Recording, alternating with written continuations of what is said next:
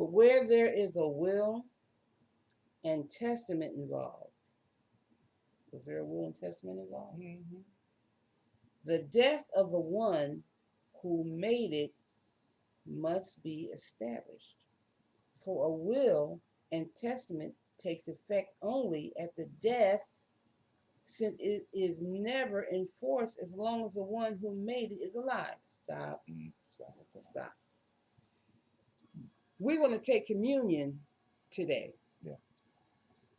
And when I read from the Amplified Bible, there's a portion in 2 Corinthians 11 where it states that the new covenant was ratified and established by the blood. Yeah. The blood of Jesus established, ratified, and established the new covenant. Right? Yeah. All right. Yeah.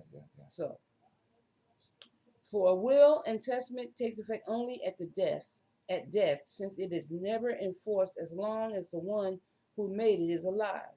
So even the first covenant was not put in force without the shedding of blood. Blood, goats, and goats, and all that. For when every commandment in the law had been read by Moses to all the people, he took the blood of the calves and goats which had been sacrificed, together with water and scarlet wool, and with a bunch of hyssop, and he sprinkled both the scroll itself and all the people, saying, "This is the blood of the covenant that seals and ratifies the agreements which God ordained and commanded me to deliver to you."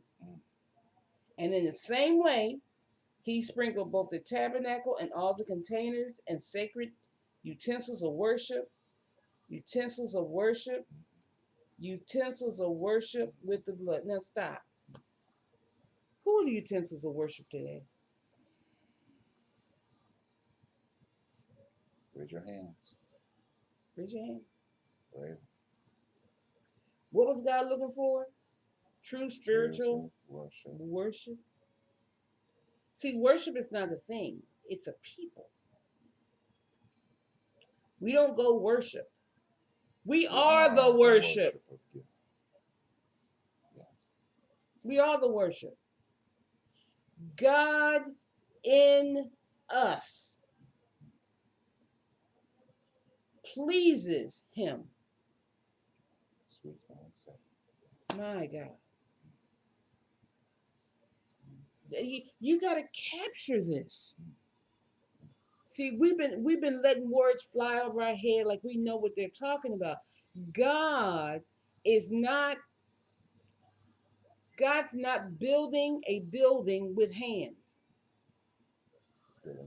He is building a people. I will build my church. Who are the worship.